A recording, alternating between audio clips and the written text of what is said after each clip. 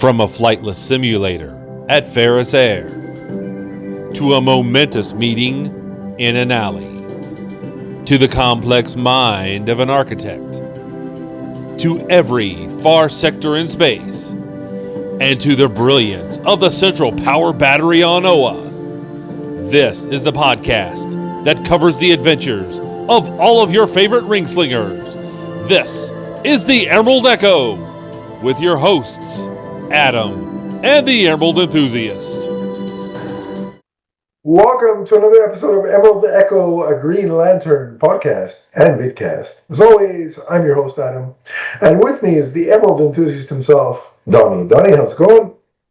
What's up, everyone? It's the man whose ring runs on fanboy energy. It is the Emerald Enthusiast, and we're back with another episode of the Emerald Echo. In fact, a very special episode of the Emerald Echo.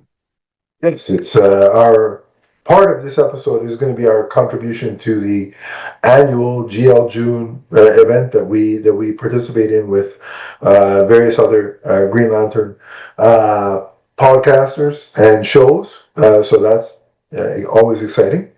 And I'm glad this is a Green Lantern podcast and not a Blue Lantern podcast, because I'm all out of hope right now, and I want to sue somebody at DC for that nonsense of correlating blue with hope, because clearly they have not watched the Toronto Maple Leafs at all. Anyway, I'm not going to go... I like what you had to say on Facebook when you said that you'd been in an abusive relationship since 1992. Yeah, so we're going to save the Leaf Talk. Can't even talk now.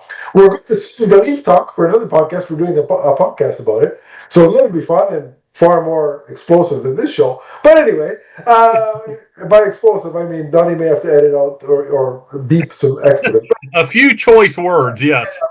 It's not today. Today is very PG. But as we always do, before we get into in addition to GL June, by the way, obviously we're going to talk about brief news regarding Green Lantern and other forms of media. And then we're going to do the GL June issue. And then after the break, we're going to come back and do the regular show, which is some of the current Green Lantern and Green Lantern Corps comic book issues. So that's the plan for today. But Donnie, there is a couple of things of note. There was a brand new Superman trailer, a full trailer, which was a fantastic trailer. And of course, Guy Gardner, as played by Nathan Fillion, makes an appearance in said trailer. And we see him using a construct of a giant hand to swat away a swath of tanks as if they are meaningless flies, which I thought was a very cool visual. Which really shows that he must be experienced with that ring. He must have been at it for quite a while, because he did that with such ease. Unlike with the 2011 movie where Hal Jordan was struggling because he was brand new. This version of Guy Gardner, portrayed by Nathan Fillion, seems to be very adept at using the ring. Right. And some people were upset because, a certain fan base that is no longer relevant. We all know who I'm talking about. They often hibernate in their parents' basements. But they were complaining because the ring, from the ring to the construct, there wasn't a tether. There wasn't like a green, what's the word I'm looking for? Yeah, like a beam, like a tether coming out. A green beam connecting the ring to the construct. And to which I just said, tell me you've never read a Green Lantern comic book without telling me you've never read a Green Lantern comic book. Because more experienced lanterns in the comics, sometimes you don't see the tether or the beam connecting the ring to the construct. Right. So, again, clearly, my advice to these people is, one, get out of your parents' basement, smell some flowers, and then when you're done that, read some Green Lantern comic books before you speak. And that's all I'm going to say about that. I actually answered one person on one of the social media sites, and one of my favorite instances of a Green Lantern using a ring where you don't see any kind of a tether was in the Injustice storyline. Yeah. Chip actually uses his ring to slow down the synapses in Superman's brain. Because if you remember in the Injustice storyline, the Superman they're dealing with in the beginning becomes, very controlling and evil. And so the Green Lanterns show up, try to stop him. And Chip uses his ring, and you don't see it actually go into Superman's brain. It just lights up, and you can see Superman start to slow down, and his eyes turn green. So it shows that that doesn't necessarily have to be a direct link. It's they can think of a construct at a great distance and still form that. Exactly. It also comes down to artistic preference. Yeah. Exactly. So I mean, it's not a big deal, in my opinion. Well, but we know that certain fan base is going to explode over every little thing. Yeah, exactly. So what are you going to do? But we do have some quotes from Nathan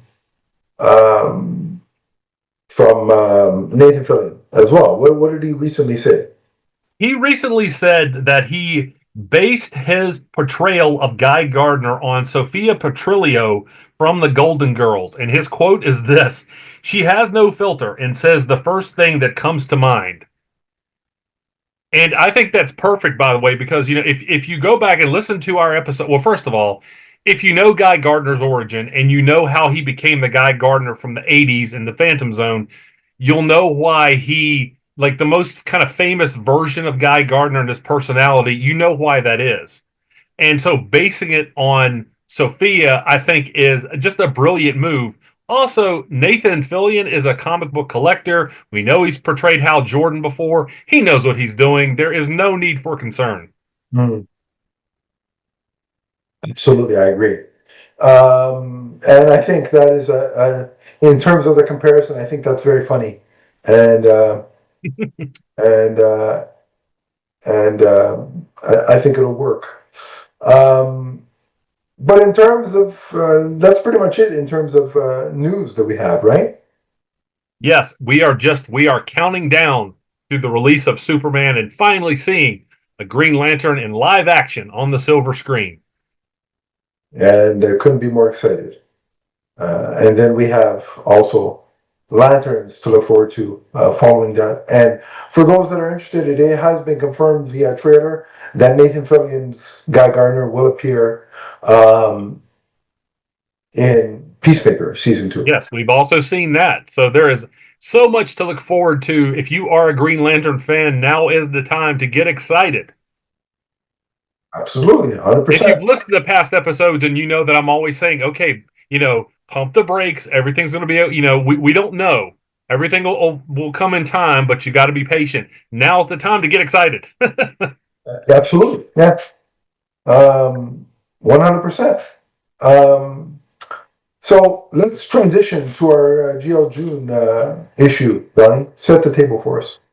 Okay, so we will put all the information in the description below. You will want to listen to 2 other podcasts before you listen to this one, because we are going to cover a story called Green Lantern Corps Recharge, and we are covering issue number 3. So the other 2 issues will be covered on other podcasts, and we will put those in the description below so you will know exactly where to go. If you're a big Green Lantern fan, you probably already know which podcast we're talking about. Podcast of Oa, Green Lantern's podcast, the Lantern Cast, but we'll tell you exactly the order in which to listen to these. But we are going to talk about issue number 3. Yeah. Green Lantern Corps Recharge, and we will also put the creative team in the description below. Green Lantern Corps Recharge number 3, and we have here Guy Gardner and Kyle Rayner on the cover. And it opens up in deep space with those 2 characters, Kyle Rayner and Guy Gardner. And they start off by setting the scene by saying that this is, they're headed to the Vega system and that this is big time rule breaking. And Guy is a little surprised because Kyle, who is usually not one to bend the rules too much, Guy is one who bends the rules reflexively. And so Guy was like, we're kind of flying out of bounds here. Yeah, I love the opening in terms of seeing them in space, because I always love the sort of space opera, the spacefaring adventure, and just the pairing of those 2 is so different. Like they're so opposite from each other, right? That I think it's a fun pairing to watch together. And we see now, if you've listened to the other two podcasts, you know why this is. They are going on a rescue mission to find Saronic Natu. By the way, this is the story that introduced her, not this particular issue, but this particular story. This is where Saronic Natu came from. And they are going on a rescue mission to find Saronic Natu. And Guy Gardner, in typical Guy Gardner style, is like, well, and you know, there's no mystery why you want to go save her because she is hot. I mean, yeah. And Kyle's like, okay, yeah, but there's more to it than that. And this Which is a story called Vega, by the way. which you have to call out because it's Kyle, right? So you have somebody has to call that out. Yeah. So they're following her distress call, and Kyle was like, I'm just going to wonder if you can keep up with me. And Kyle, takes off, and he's flying at super speeds. And you see Guy Gardner's reaction like, okay, here we go. Um, and also as we get into the issue, there's another element I in terms of tone that I found interesting, but we'll continue as we get there. I'll let you know. It just says elsewhere here, and we learn details later on, but we see two Green Lanterns being Beth Sarn and Isamat Cole back to back in a battle. And again, they struggle as partners because of their past being Ranian and Thanagarian. Mm. And you can see here that they say, so I don't need any Ranian orders. Focus on the now, not the past. And he says a not PG word.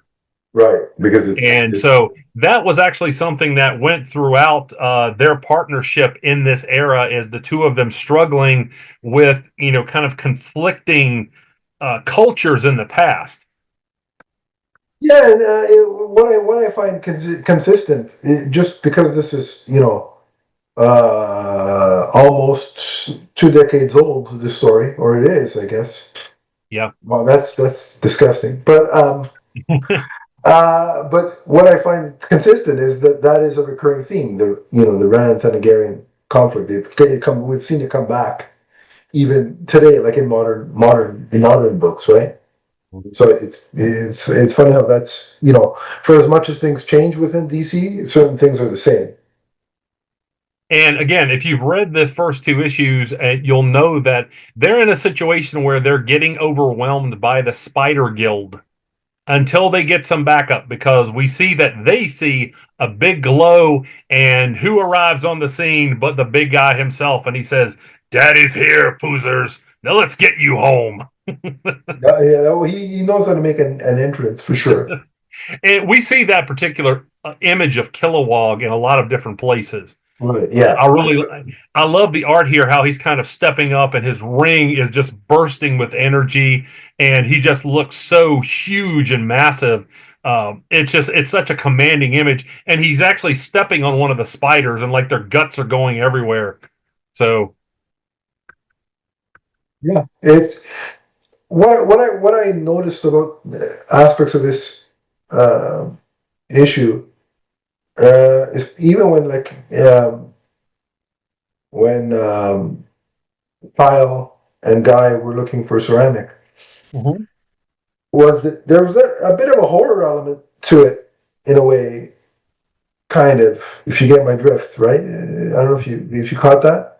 Yeah. Like, did you notice like the horror elements to parts of the story? Oh, definitely. Like, and for instance, when we go here to when they finally find Saronic Natu, she is strung up and they think she's dead. And I mean, this is a lot of the way that the aliens are drawn here are very horror tinged. And yeah, I really like that element of this. And I remember that very much appealing to me at the time, because this definitely doesn't feel like a kid's story. No, definitely not. So they arrive at the Vega system, and again, the image that we have here of Saronic Natu, she is strung up. She is not in her Green Lantern Corps uniform. Her clothes are ripped, and she appears to be dead.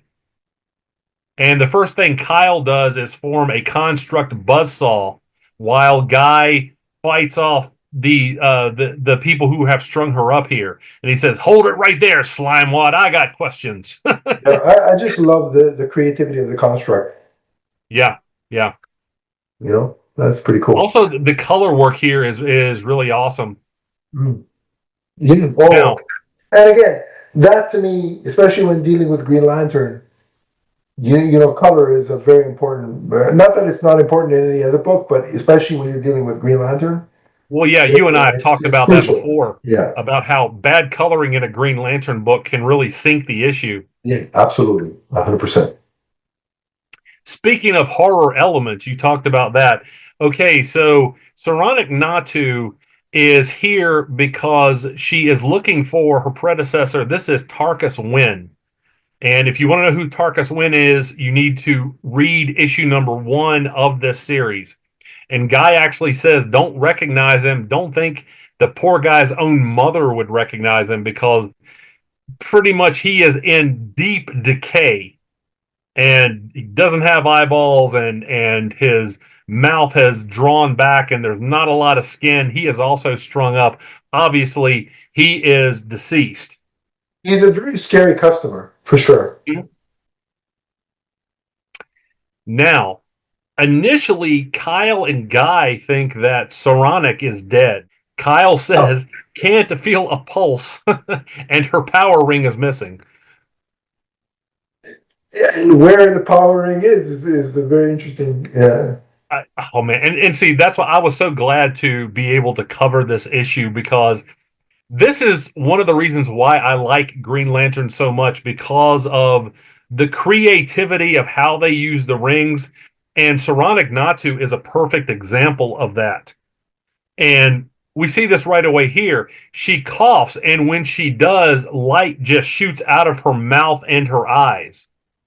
And we see that she has actually swallowed her ring, and she coughs the ring up. Yeah, no, I see. I could never do that to protect the ring because I have a bad gag reflex, so that would never work. No, yeah, just no, yeah, no. You know why me going to the dentist is never a fun experience, but nobody wants to hear about So, and we see that the antagonists here who are after Saronic Natu, so we have Fatality, Bolfunga, Dag, and Quad, and these should all be, at least if you know the Green Lantern mythos, Fatality and Bolfunga are going to be very, very familiar to you. that. They are, yeah.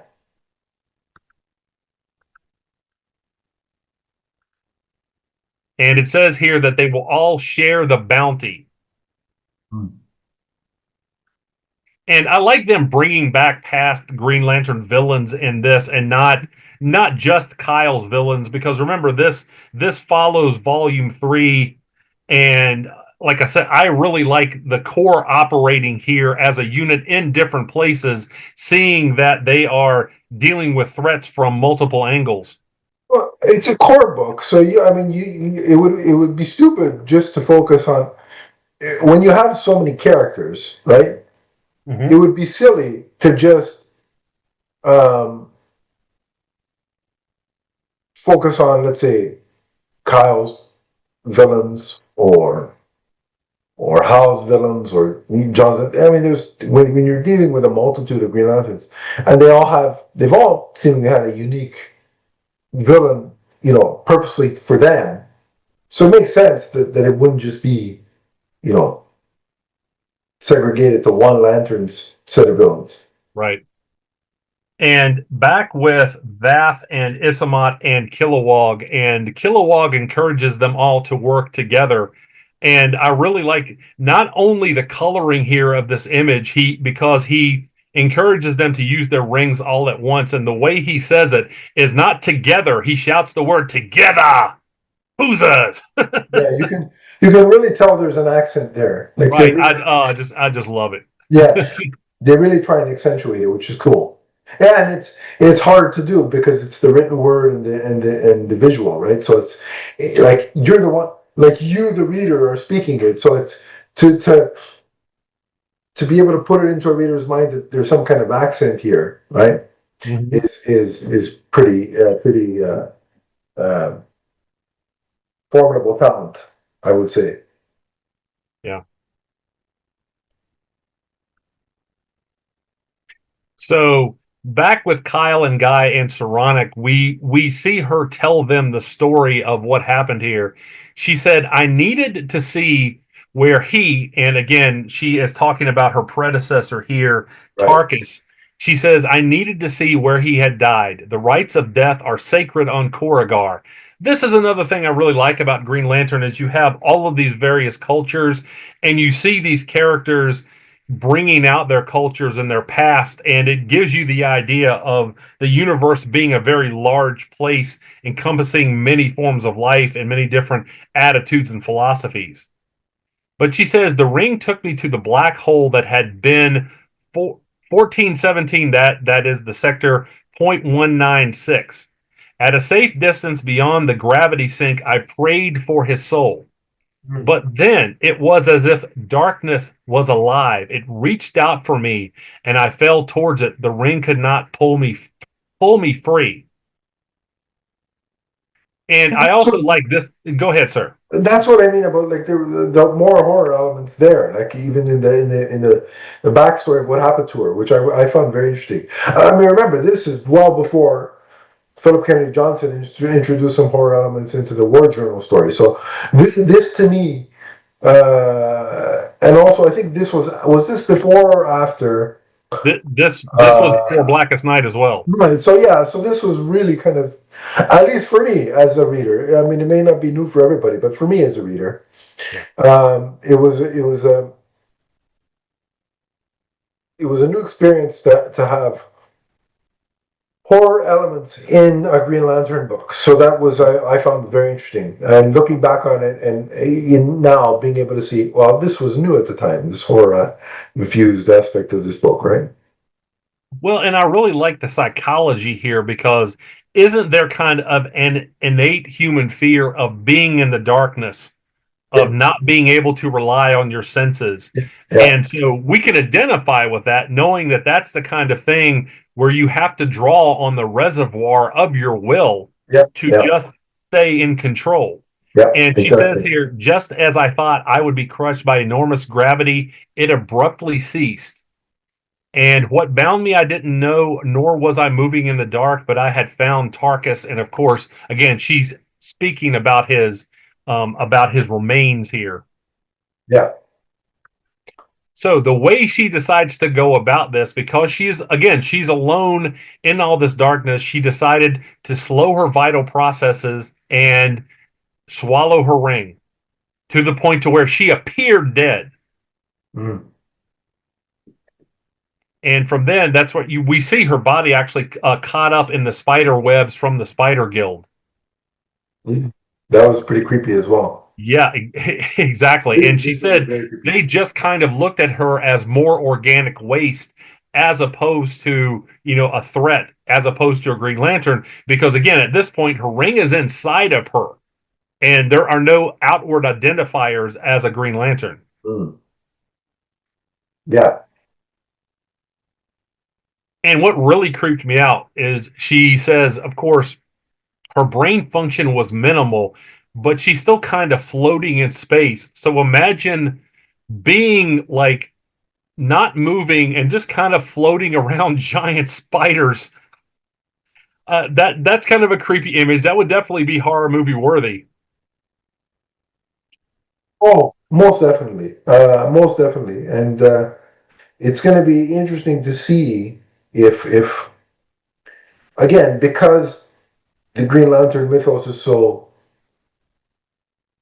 in terms of genres, could be so encompassing. It'll be interesting to see if the live action series can translate some horror aspect into it, given that it's on HBO. So it'll be interesting to see. And we have a really just a perfect character moment here. Guy tells her, he was like, that was really risky. And she said, there was no risk. I'm a doctor and a very good one. Remember, Saronic Natu is a neurosurgeon. And so she knows what she's doing. And she uses her ring in a way so many times in the comics differently than other Green Lanterns because she makes surgical tools and other things that help her deal with the wounds of not of various victims as well as other Green Lanterns. And I always found that just very interesting that the ring adapts and brings out the personality of the wielder. Yeah, she's definitely again seeing somebody like her, and you contrast that with Kyle and Guy. The different personalities of all the lanterns really makes a book like Green Lantern Corps so unique and so different from, let's say, the standalone or a standalone Green Lantern book featuring one character. And that's why I think the Green Lantern Corps as a comic book title will always have its own place. What you and I have talked about that before about how positive it has been for DC to start relaunching Green Lantern titles, especially Green Lantern Corps, and having that interact with the main title and kind of pulling out the scope of the picture one more time and showing us just how large the mythos is, how large the scope of the story is. Yeah, yeah, it's incredible. So back to this story, Saronic forms a funeral pyre and burns the rest of the body of Tarkus. And then she says, there it is done. Once I'm home, I shall redirect the ring to return to Oa. At this point, she is obviously having mixed feelings. If you read the previous two issues, you know about this. And Kyle says, if you really wanted to honor Tarkus, you would keep that ring. And then Guy uses, interestingly enough, he uses some reverse psychology on her here, and he says, maybe you were right back on Oa Rainer. Maybe she is afraid. And you can see instantly Saronic bristles at that. She was like, I'm not afraid. Yeah, yeah. And I like that was a tactic that it's like reverse psychology to try and get her to resume, and take up the mantle. Right. I thought that was pretty. Uh, And so at that point, she decides to activate the ring, and it forms her uniform around her, including the white circle, meaning that she hasn't gone through training yet. yeah. And I also like that she calls Guy Gardner out on his misogyny here. He says, I've never seen anyone the outfit looks better on honey. And she's like, I am not your honey, nor anyone else's. Oh, God. She wasn't having it. Yeah. Which is good for her because Mm-hmm. I mean, I think we can. I think Kyle and Guy and anybody with a pair of eyes could say she looks good in the outfit, but I mean, maybe that's something you keep to yourself. Of course, they don't get very far before they are ambushed by Bolfunga. I mean, yeah, it wouldn't be a Green Lantern issue if it was all just talk and no action, right? So yeah, and we get the callback to Volume 3 here because Fatality sees Kyle, and she's like, "What? Kyle Rayner here? He's mine." yeah, exactly. So the continuity is there. And there was a part where what was the villain's name again? It's escaping me. Bolfunga or Fatality? Yeah, I think Bafunga. He was announcing himself, Bafunga of something or other, whatever. Yeah, Bolfunga. He always likes to say that. Bolfunga the Unrelenting. Yeah, thank you. And then I am Guy the gardener and whatever. I was dying of laughter. I'm like, I can so see Nathan Fillion doing that. I totally can. And then it just made it more funny. So the Lanterns are trying to escape here, but they hear Kilowog's voice. And Guy says, they kind of fly towards him, and it says dead ahead. And that's what Guy says. And the issue ends. It says next hunted. So remember, they're in the Vega system, which is especially dangerous to the Green Lantern Corps. exactly. Not a place where they're welcome. Remember, the whole past history with Koregar. So So the Green Lanterns aren't welcome there, and apparently the Leafs aren't welcome in round three because we can't have nice things. But anyway, no, I'm not bitter at all. I'm not. had to You go know. there, man. Uh, But like I said, I really like, the psychological themes that are explored here, as well as the character development for not only Saronic, but the partnership between Kyle and Guy, yeah, and the callbacks to, the familiar villains. This is one of the reasons why I like Green Lantern so much, is these type of stories. Not that I don't like Earthbound stories, but these big cosmic rescue stories are just always just very interesting to me. 100% agree. Couldn't agree more. I've really enjoyed this issue. I'm glad this was the one we got to do. Are we? So Are we? we want to thank all the Yeah. other podcasts for including us. If you are listening to this, watching this on YouTube, that you'll stay around for the rest of what we have to say with 3 current issues. But we're going to get to that after the break. And if you're just tuning in for this, nonetheless, we want to thank you. We hope you listen to all of the podcasts and continue to follow them as we help you navigate through the fandom of the Green Lanterns, not only with Superman the movie and Lanterns and the upcoming Green Lantern animated series. If you want to know more about Green Lantern, this is one of the places. This is one of the places you can come, as well as these other podcasts. Yeah, we enjoy. We enjoy being part of this event, and and hope to continue doing it. But as Donnie said, after the break, we're going to talk some current Green Lantern issues. So please stay tuned. What's up, everyone? It's the Emerald Enthusiast. For all of your multiverse viewing and listening needs, check out our shows, which include Teenage Mutant Ninja Turtles, Ghostbusters, Power Rangers, the Marvel Universe, and the DC Universe, including the Emerald Echo podcast. You can check us out on Podbean, and remember to subscribe right here on YouTube. That's the Multiverse Musings Podcast Network. From the first podcast to the last.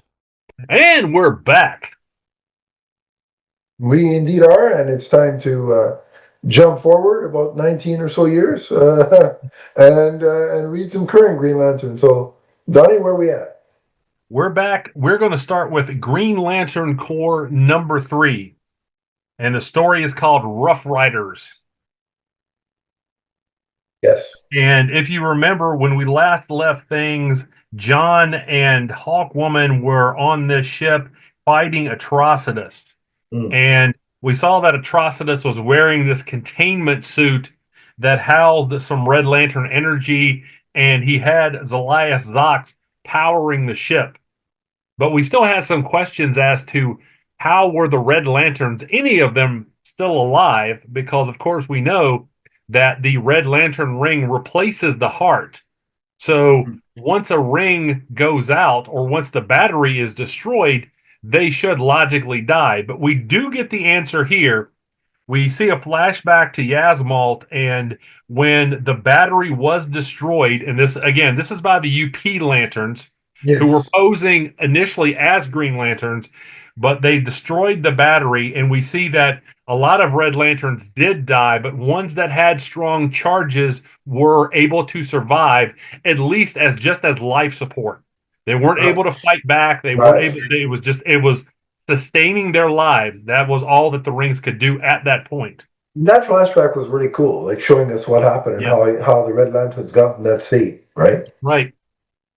Well, again, and that helps strengthen past events. Remember, the all of the issues they had with the UP Lanterns. They have created problems. The UP Lanterns and Tharos have created problems all over the place once again for the Green Lanterns to try to clean up. And so now my question was, I thought perhaps the other Reds had taken Zalias Zox and strung him up against his will. That is actually not the case here, because Atrocitus says they all felt rage, but one felt it more than any of the others, and that was Zalias Zox, who started glowing with his own rage. and that's how they were able to use that in the future. Yeah. So we see here that John is actually trying to calm Atrocitus down and saying, "We're not here to fight." And Hawkwoman's like, "He's not, but I am." Yeah. That was And she just it's knocks him out of the ship. like her. She was full of. It's funny because she's fighting an entity whose whole thing is rage. Mm-hmm. And her whole personality in this scene was unbridled rage. It was kind of, it was like, that's kind of ironic. Well, I kind of wondered about that. I was like, is this going to end with maybe, Atrocitus showing her, some form of respect and saying, "Hey, you're cut out for a Red Lantern ring. Here you go." Yeah, not that she would need She it. would be able to use one, I would Oh, say. I think she'd be very adept at it, but not that she needs it. She's very capable in her own right already. So it's the end. We also get the answer to what was in the giant egg. Of course, that was in the last episode. We talked about that issue, and it was Didn't not. we? Wait a minute. It was the gobbledygooker. It wasn't the gobbledygooker. I was kind of disappointed. I'm like, come on, Jerry Adams, where's the gobbledygooker? You should know about clearly he knows about the gobbledygooker. And it turns out to be this giant entity, Horus, Which is the is, god we know that's a god from Egyptian mythology. Right, yeah. But the one that is drawn here is like a giant golden hawk-like creature, and it's enormous. That's what comes out of the egg. Yeah, and I just think it's cool. Like again, the fact that you can have this again space odyssey, right? A space odyssey slash a war scene with what's happening with the Red Lanterns, right? And then intermix it into. Excuse me, can't even talk today. Intermix it with Egyptian mythology. Yeah. Shows you how malleable the Green Lantern mythos is, but also the DCU mythology as a whole, right? Is that you can have these so many different types of storytelling, right?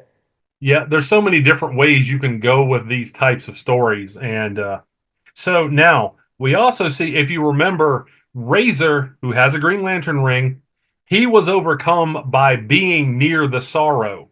Now, Kilowog, who evidently his ability to deal with the past destruction of Balavax Vic, the loss of all these lanterns, including dying at one point himself and coming back, he's evidently been able to deal with that so well that he was able to stave off the influence of the Sorrow.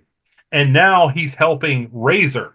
And Razor is he's very apologetic to Kilowog. He's like, "I don't know what happened." And Kilowog's like, "It's all his fault." And of course, he was pointing at the Sorrow, who retreats. Indeed. Now back with Horus, and I really like that Horus doesn't immediately start to speak English. You see like him speak in hieroglyphics because he's exactly. an ancient like deity type of character here. And his eyes light up too. I really like the art in that one panel where you see the eyes just kind of light up and glow, and you can tell this is a major threat to, especially just a few lanterns here, and one of whom, Atrocitus, is kind of running with that containment suit. And I really do like, though, the way that initially Horus tears the craft apart. He tears it in half. And John, the builder, remember that, John is able to form this construct, like a giant web around it, and knit it back together. But you can see just how much concentration it takes for John to be able to do this, to hold this enormous craft back together. He even says, "Hurry up! I can't do this forever," right? Right, and like I said, you can see the sweat on his brow there, and just the detail of like the construct, but also seeing the big, the craft cracked in half. The detail in the art was just amazing. Now, with the craft cracked in half. That's very dangerous to Zelias Zox, who almost overloads. Right. But Atrocitus and Hawkwoman work together because she has the nth metal. They're able to work together to Sure. not keep that explosion from happening. Yeah. And that's just a really cool image there because again, obviously we know how angry she was at Atrocitus, but they worked together for the greater good here. Yeah. No, it's again, it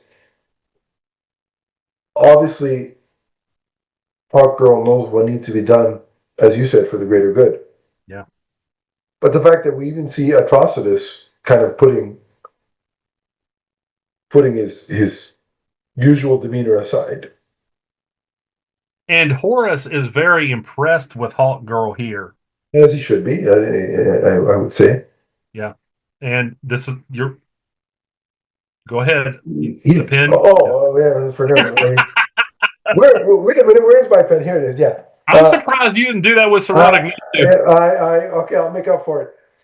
If I was in the comic book world, Saronic Natu would be on the list. Okay, there you go. I can say that Hawkgirl is on the list because she is going to be in live action and she will be portrayed by Isabella Merced. So, also on the list. So there we go. 2 pen clicks.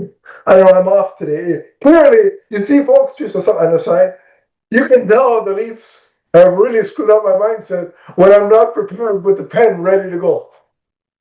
You can tell what dire straits this is. Oh boy, did we exchanged a lot of messages over the last couple of weeks about all the misery. Anyway, but back to this podcast. So Horace actually tells. Well, isn't it funny we're talking about sorrow? Well, there's a lot of sorrow there. Yeah, exactly. Oh my gosh, he can draw power from Leafs fans. I'm telling you. Oh yeah, I'm probably generating 3/4 of his ability right now. Oh, that's all he would have to do. That's what Jeremy Adams should do. Like, Yeah, write a story about him coming to Earth, like siphoning Leaf sorrow. we should text Jeremy Adams about that and tell him to put that in. So Horus decides to leave, but he tells Hawkwoman, he says, "You are a true child of Horus. Tell my people that I will find them a new home, and tell them that it was because you have the heart of a warrior." And so then he just leaves, which it doesn't seem like the Lanterns could have beaten him on their own. No, definitely not. And again, I think that's important to show in the sense that every hero within the DC universe, even though they're of course in their own books they're going to be well positioned and show how powerful they are, but you want to have, whether it be threats or not necessarily threats, but other entities that always say, look, you're powerful, but there's always a threat out there that something else, if given a certain circumstance, could be a problem, because you don't want characters that are unbeatable, because that takes the fun out of storytelling, right? Mm-hmm. So they take Atrocitus back to Oa and the science cells, and to save his life, because remember, eventually he would run out of charge and he would be without a heart, so he would die. They actually put him in cryostasis until they can find a way to save him. Yeah. So I like that too, being the police that not just there to crush their enemies, but someone who is in need, despite the fact that he's been a past enemy of the Green Lantern Corps, they still go out of their way to save him. Absolutely. And again, I think it just shows you that why. See, this is what separates Green Lanterns and Superman and a lot of the DC heroes being the Punisher. Because if that was the Punisher, probably, and again, nothing against the Punisher, he's great. Some great Punisher stories. But somebody like Atrocitus, if the Punisher would be dead. Right. Right? So, that again differentiates between the characters, and that's why when I hear some fans say, "Well, if this DC character killed his villain, then the world that he inhabits would be so much better off." But yes, but then what cost would that be to that hero's sense of heroism, right? So But and they're not anti-heroes. The Green Lanterns are supposed to be, right, the yeah, upholders of sure, justice absolutely, across the universe. yeah. So now the scene cuts to John's private headquarters, and he's sharing a meal with Hawkwoman, who is I really like the art here. She's eating some kind of creature, and she's like sucking the meat out of its shell, and it's making all kinds of like screeching noises. And Yeah, I'm yeah, like, I'm looking at John, and I'm like, are you thinking that's a little gross? yeah. That's kind of yeah. It was kind of like okay, interesting. But the expressions that she is obviously very concerned about John, and he talks about losing his mother. Remember that Yeah, she has like her spirit is basically in his ring, but her body, she died back in the War Philip Journal. Kennedy Johnson Yeah, War Journal. right. And so she talks with him about that, and I really like the expressions between the two. They are masterfully drawn here, both John and Hawkwoman. Oh, the art is unparalleled in this book. It's fantastic. Yeah. I can't say enough good things about the art. So this closes with the Sorrow going back to Yasmalt, Mm, and he sees the remains of all of the Red Lanterns who have died. brilliant. So I guess he's going to use them to his. Well, what he says here is so much loss, so much suffering, but in the pieces of this suffering from the past, we can stop the suffering of the future. Starbreaker will stop it all. So I wonder if there's going to be some sort of, uh, like I said, if he's going to recruit them to the cause or so in some way. Because again, it's comic books, so death is not permanent in the sense that it is in real life. Yeah, So it's definitely not a permanent thing always. yeah, yeah. So that's going to be an interesting uh, story element to watch play out. And that was maybe my only small criticism up this as far as this issue goes is I haven't seen the Sorrow quite do enough for my liking yet. And it's Mm, not a huge because I love this character, but I've wanted to see him make a few more moves than what I've seen up until this sure. point. But I really like at the end here that he seems to have some idea going forward of what the plan is with Starbreaker and what his role is in this plan. And I do like how I think it was very masterfully done, connecting the two Lantern books without like you could read Green Lantern Corps #3 without having read the main Green Lantern book and not have been lost. But they Oh still yeah. found a way to connect the Sorrow stuff that's been happening in the main Green Lantern book here. So I thought it was very well done. Mhm. Again, it helps that you have the writer who's writing one co-writing the other. Then that makes the transition easier. But it was still very well handled. Mhm.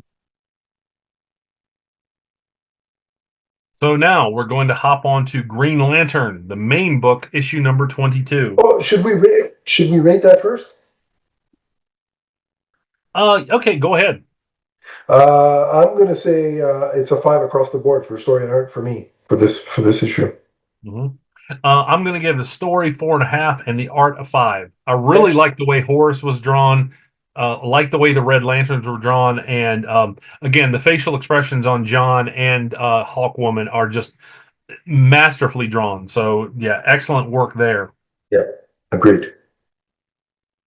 So I like issue number 22. I like the main cover. You can see that it's Hector Hammond here, and it actually spells out the word "don't mind." You see Very that there. creative, very creative. Yeah, Yeah, and of course, I picked up several other of the variant covers. shocking. So this opens up at DEO headquarters on planet Earth, and we see that Hal and Carol are up against Hector Hammond. Remember, we saw in the previous issue where he was basically repowering himself. And here he has he has like jets and cars and everything like that, and he's levitating them and wielding them as weapons. And Hal says a not PG word here. It just, we don't exactly know what curse word he used, but it's a lot of different symbols here. So we know that things are not going well. Absolutely, yeah. They're not in. It doesn't look like they're in good shape to start off. Mm-hmm. So he is throwing these things at Hal, who is playing defense by making construct shields. And Carol is able to hit him with construct train cars from her ring. Yeah, I really liked it, and all comments how good she's getting with the constructs and stuff. And I really liked that they were able to create that constructs of the train because that's pretty elaborate. And given that she's not new to being a Star Sapphire, but she's been out of practice for a while, so it was like you see that she's still very adept at doing this. I think that was pretty cool. Well, and I like the teamwork here because it seems like Hector Hammond is controlling other members of the DEO here. And so Hal decides that what he needs is a plan. So he uses Dove to blind Hector Hammond, and he's able to slingshot Carol around behind Hector Hammond. Yeah. And she uses her power to infiltrate his mind, which Right. is something that she even says here. I didn't know that I could do this before, but I just tried it. Yeah. And I really like the image here of shutting down rage and malice by infusing love directly into the mind. Yeah. Yeah. The world could use more of this right now. I'm just saying. Absolutely, 100%. For sure. Yeah. If We only. we need some Star Sapphires to like come along and put their hands on some people's heads. Anyway, I'm down with that. Yeah. So now, if you remember too, we're also tracking the movement of. And if one of them looks like Blake Lively, it wouldn't bother me either. Just say, oh wait a minute, hold on. On the list. Say I'm back.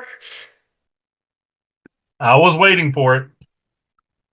So now remember, we're tracking the movement of Odyssey and Kyle and Khan, Superboy, and they are on Reach Outpost Omega.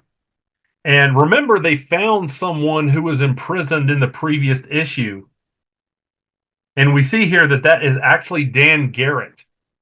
And you and I thought it was somebody else because we were unsure the way he was drawn, but he actually identifies himself here as Dan Garrett. Yeah. That's a deep cut pull that they brought. Mm-hmm. Now, at the outpost, Kyle and his group, they are attacked by some giant bug-looking creatures. And, of course, they go out to fight them. And I like Kyle's construct here of, like, bug spray, like, Raid or something. Yeah, he was carrying it around with him like it was like he was an exterminator. That was pretty funny. And yeah, I like how they said, Kyle, Khan's like, Kyle, we have company, really big, gross company. Yeah, and they were big and gross. So back at the DEO, and I really like this scene too. So Mr. Bones he tries to dress down Hal and Carol. He was like, you're basically here and you are intruding on the operations of the DEO. And Hal gives him this, wait a moment. He's like, you guys are small potatoes compared to what I do and what the Guardians do. Remember, I'm here patrolling a whole sector, and the Guardians protect the whole universe, right. And always will. But nonetheless, when you try to like flex your authority, remember who you're talking to. Right, absolutely. Of course, Hal wins the Battle of Wills. And Bone says, okay, well, what can I help you out with? And Hal says, I need a key. And the construct of the key was pretty impressive. Speaking of constructs, back on the outpost, we see that the battle is going pretty well because Kyle, he's forming these giant construct fly swatters. But Yeah, we the also constructs in this were fantastic. Like they were so. I mean, again, and that's the ingenuity of the artist to be able to create that, right?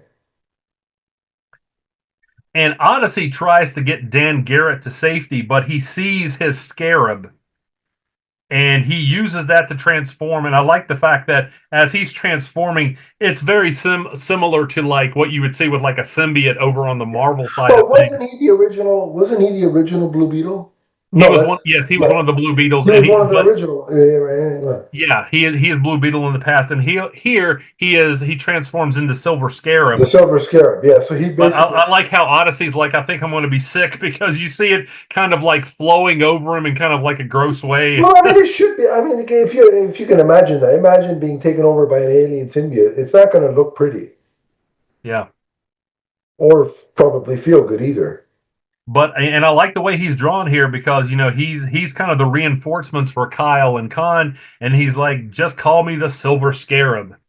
I like this group actually. It's a pretty fun diversion. Like Hmm. And again, I like that we're getting different angles of this story. We've got one in space and we've got one here, one yeah, and we're temporarily on Earth, but we're getting ready to go to somewhere very different. yeah, basically. And can I say Yeah. it? They're And basically going to hell. yeah, exactly, and we're not being like metaphorical there. That's This actually what's happening is here. not hell. Basically, the equivalent of watching the Leafs in a game seven. Right. I've been there. I know. I was there last Sunday. It's not a pretty place. Anyway, carry on. So Hal has hooked up with the Phantom Stranger, and it says they are at St. Patrick's Purgatory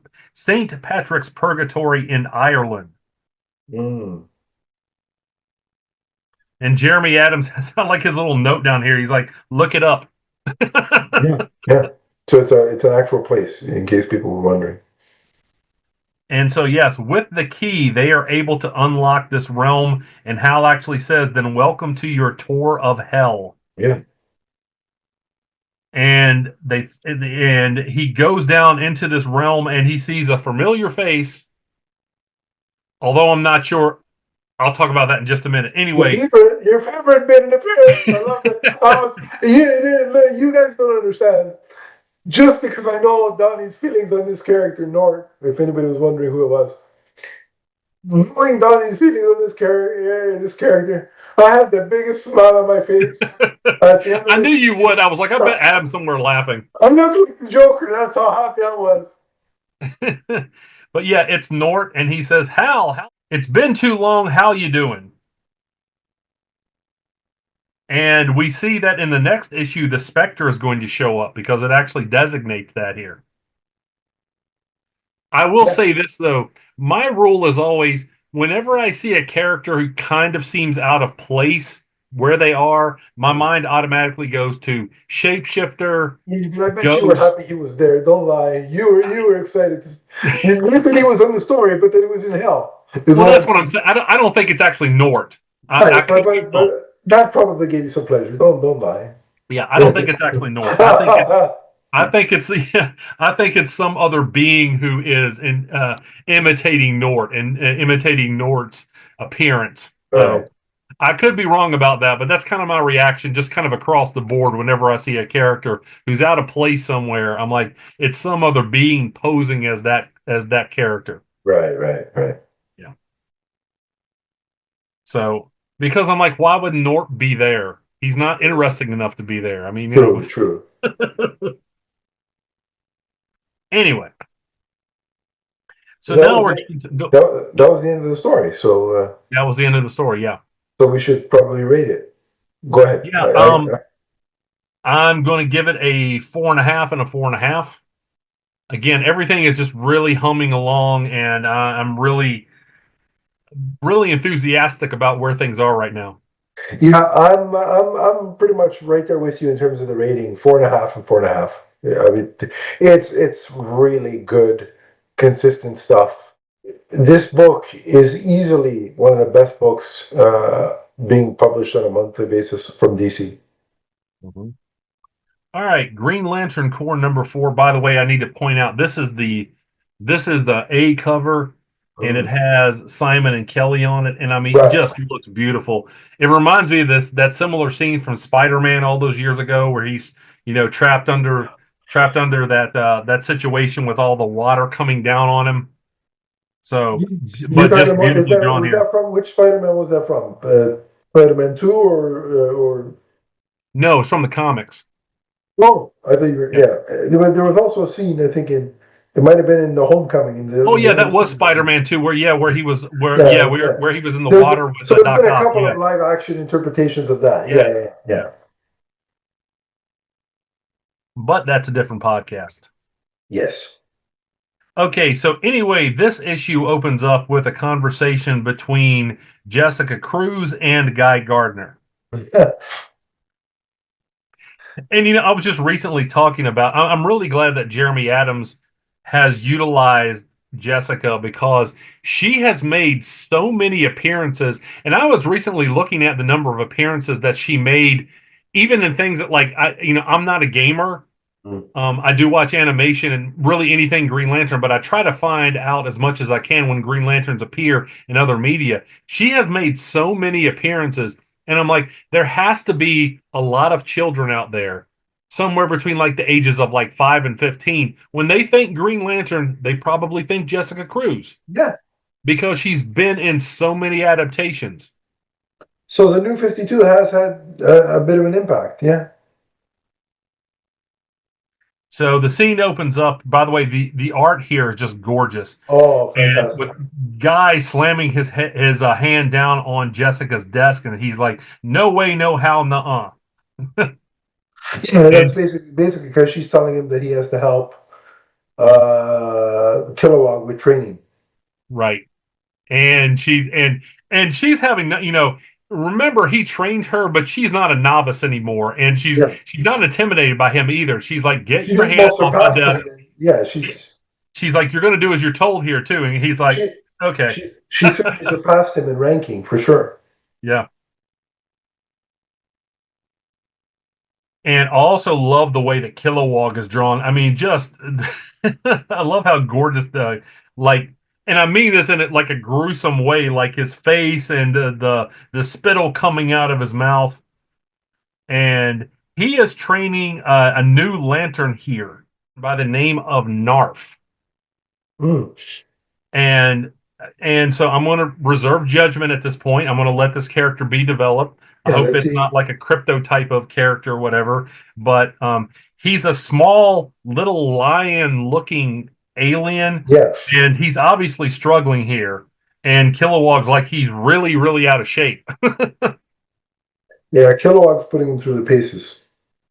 And you can see the poor guy, he's like sweating and panting. Mm. And so Guy goes to help Kilowog train him. Yeah, a guy has to take him on a ride along. And one of the funny things is that I thought was, the saying of guy saying that it brought back memories from his training days with Kilowog. hmm That was pretty funny. In the meantime, we see Kelly and Ellie meet up with Simon, who is working on what appears to be a construct car. Yes, that was pretty fun imagery for sure. It was very. I thought it was great. And he's in need of a psionic battery, and they decide to go pick one up. So the three of them go on an adventure in this giant construct car. Yeah, And they go to a place that is called the Necrocopia. yeah, and it's not a place that you Well, want to frequent often.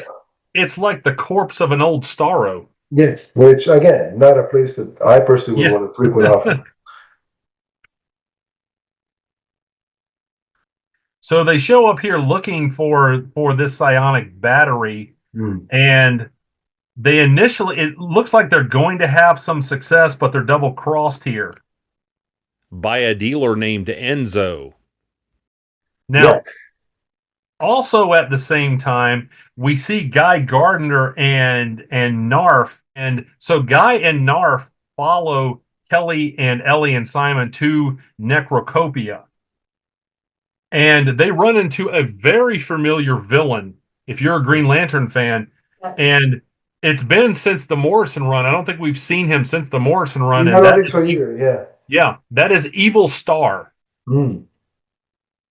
Which the Morrison run sometimes gives me, you know, struggles, but there were some good things in there as well. And Evil Star attacks Narf and Guy Gardner with a weapon called a quantum destabilizer. And it's powerful enough to knock them back, even with Guy and Narf making a construct bubble and a construct shield. And it's still powerful enough to like knock them out of the room. Yeah.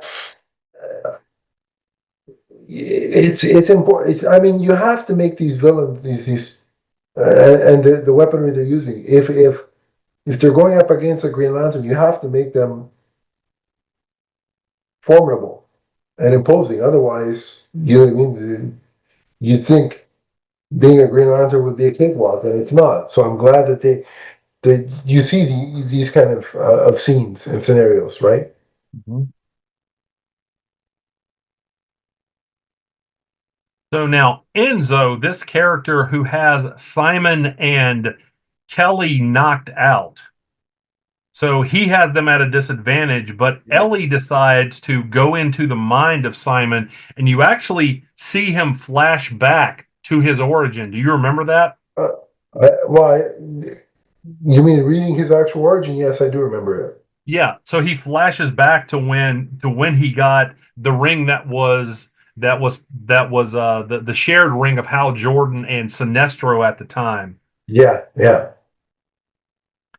And so she also sees the origin of Kelly here, but Kelly is saying, wait a minute, this is not how it happened. This isn't right. Yes. Now, I really like this because remember when we had Jeff Thorne on the show, we talked about the fact that the Gauntlet and her origin really haven't been fleshed out very much over the years. Right. And we've seen bits and pieces of it here, but it seems like maybe now we're going to get to see the actual full story of what went on and how the Gauntlet came to be in her possession and what it's made of, you know, who made it and how it ended up in the dying alien's possession that eventually it goes to Kelly. It seems that way, and I'm kind of excited to see how. Exactly, yeah. See how it plays up. And I think it's important. It's cool because, you know, I think it preaches patience, right? Like Mm-hmm. Sometimes we're not going to get origin every time a new character appears right away, right? And you don't always get everything you want right away. And, you know, you and I have talked about that. I'm like, okay, there are certain answers that I've wanted that I thought haven't come quickly enough. But if you are patient and enjoy the ride, enjoy the journey, you're going to get there eventually. Right. I mean, with certain things like a story, you'll probably get an origin or a payoff if you just give the writer some time. And with other things, you might not always get what you want because, I mean, again, as like a Leaf fan, I know that all too well as a Leaf fan. So, you know, I'm not here to promote false hope, but sometimes you get what you want, sometimes you don't. Exactly. That's life. So yeah, like I said, we get a really deep callback with Evil Star. I really like that. We get a new character. Like I said, I'm going to kind of reserve judgment on Narf. We'll see where that goes. Right. But I did like exactly where this story went with taking it back to Oa and seeing kind of the procedural happenings and missions of the Green Lanterns once again. No, it's like I said, I love how this book can go from procedural, you know, like a cop kind of procedural, to the sci-fi space odyssey, and then you got Simon clinging to his earthbound home by fixing or making a construct of a car so he can fix it. You know, and then, you know, at the end, being stuck in a warped puzzle of his mindscape. Yeah. Right? And having to go through that. So again, it's the scope and the breadth of storytelling that a Green Lantern book can And provide. Jeremy, despite the fact that this is a very massive story with a lot of different corners, unfolding at the same time, Jeremy Adams is giving us character development with each of these main lanterns. Yeah, And so I've been just like I said, I'm really excited every time that I go to the comic shop or my wife goes and picks my comics up for me. That's also cool. It excites me when I open a new Green Lantern issue because there's so much going on right now that is very positive for readers of this mythos. absolutely agreed, 100%. So I guess we should rate the book then, no? That one I'm going a 5 and 5 on it. Like I said, I really really liked V. Ken Marion's pencil work here. Yes, I thought it was fantastic. I thought the art looked fantastic. I thought the differing stories from Guy and his new recruit, but also seeing Simon and Kelly and their side adventure, and also seeing more of their friendship and their like the brother sister dynamic that they have was really cool. The continuity callbacks that you said, all just top notch stuff. So 5 and 5 for me as well. But that pretty much wraps up the episode. Yeah, this brings this episode to a close. And if you stuck with us after the GL June, we definitely appreciate it. We hope that you will subscribe to this channel and come back for more episodes. And I know we didn't get to Absolute number 2, Absolute Green Lantern, but we will in the next episode. So stay tuned for that. But if you want to talk Green Lantern between now and our next episode, you can. Donnie, where did they track you down? You can find me on Facebook and Blue Sky and TikTok as the Emerald Enthusiast. Let's talk comics, let's talk collectibles, let's talk Green Lantern. Also make sure to subscribe to my YouTube channel for lots of Green Lantern collectible reviews. Yeah, I will put definitely check out his collectible reviews. They're fantastic. And I will put my Blue Sky link in the description as well. The Facebook group will also be in the description. You can click that. I will add you. We can continue the conversation there if you so choose. And remember, Green Lantern and the Green Lantern Corps are forever. Whether you're dealing with a romantic dinner between John and Aquaman, or whether you're dealing with Simon fixing his construct classic car. So long, everybody. So long, everyone.